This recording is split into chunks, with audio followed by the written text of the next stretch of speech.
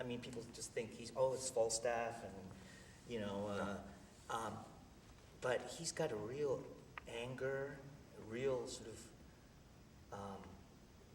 meanness about him, darkness about him. Andrew is a funny character, but a very sad character. I find him extremely, extremely sad. Mariah also has a kind of a real edge to her. All the comic characters are much more than just kind of simple ha ha ha funny character. Malvolio, I mean, my God, you know, it's like you could we could spend hours on that. So that's what I find it. I find it fascinating how he's able to find so many layers in these characters. And yeah, you can just laugh at them and whatever, but it's almost like he, by laughing at them, he makes the audience culpable in a way. You know, I mean, the whole thing of laughing at Malvolio because of what's happening to him. Yeah, it's funny. Even the scene where he's reading the letter that he thinks Olivia wrote, it's so cruel.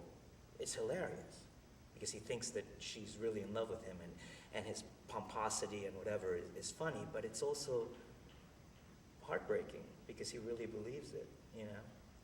Well, and the thing about Toby is in some way he's the most obvious manifestation of this dynamic in the play that interests me very much, which has to do with taking things too far. Yeah.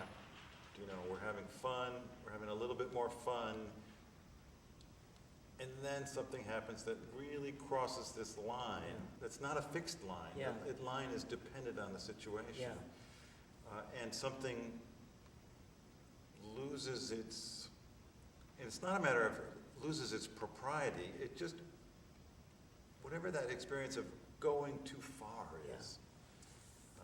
And it was a little bit embarrassing because the other night we were reading through a scene, one of the scene with the more comical characters, and you know, in the spirit of it, we were. I was making sure they understood what they were saying. You know, we've talked about how important it is in Shakespeare that it is possible to know everything you're saying, Right. whether you have the cultural experience or not. But you know, Sir Toby Belch, that's his name, and early on in that one scene, he comes on and he's talking, and then he goes, "A plague of these pickled herring." And I asked him, why is he saying a plague of pickled herring? And it took a little explanation for people to realize, oh, he's been eating pickled herring, and he's Belch, and that's his name. And it's like, there was this, so we were having a lot of fun. Right. And in the spirit of that fun, you know, I said something that really was a little too much. Right. And suddenly it was very quiet, and some people were laughing and some people were not, and I went, oh, I think I just experienced the experience of the play. Yeah. You know, you get into this mood, you're going carefree, who gives a damn, and then, I'm so sorry. Yeah, there's 2 or 3 moments in the play where, and having done the play once and also seen it tons of times, invariably, it goes from this raucous laughter to just, you can hear a pin drop. And it's kind of like, it completely turns. You know, when Malvolio comes back from the outhouse or whatever, wherever he's been abused, basically, or tortured. Right. You know, and that now has such implications. Yes.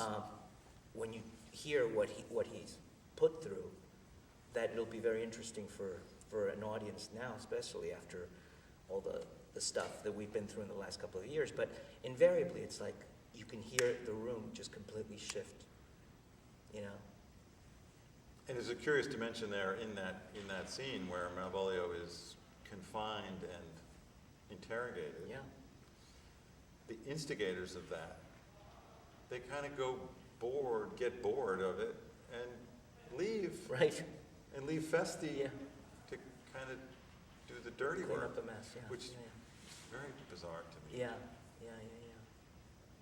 But I mean, I think that's why it's such a rich play in that sense, because you really can't pigeonhole it, you know? It's like, yeah, it's a comedy, but it deals with a lot of real serious stuff, and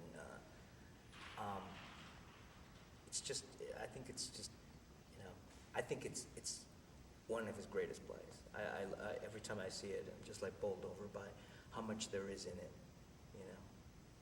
And we haven't even touched on the gender aspects of the play. Oh, yeah, Do you know? Yeah. That one of the things I think makes it of interest to a college student audience, at least I hope does, is that it has a lot to do with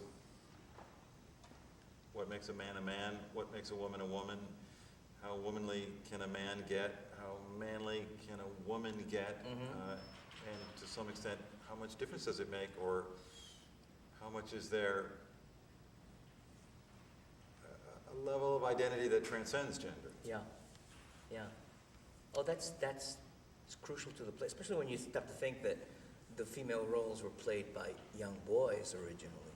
So you added that extra level, which obviously you can't, modern audiences are sort of can't appreciate that. But I mean, that's, if you even stop to think about that, Right. how it's like a, you know, it's amazing the amount of complexity that he was dealing with in terms of gender roles and gender issues. Well, let me ask you a question about Yeah. your acting career. Yeah. Because this is a production where, in one central role, a female character disguises herself as a male. Right. And in your career, on occasion, Yeah. you've played roles where, not necessarily that you were disguised, Right. but where you were playing female characters or characters in drag. What happens for an actor when you're presenting or rehearsing gender in such a explicitly theatricalized way? Yeah, it's tricky, you know, I guess it depends on the material, but I've done a wide variety of what you just described. Right. So I've done, for example, I played Mistress Quickly, where she was a woman. I mean, it was not a drag role, it was a woman. But I've done other roles where they were guys in drag or transsexual, you know, so it's a wide variety of them. But I guess the tricky thing always, I think, is finding the limit of how far you can go with it, you know, and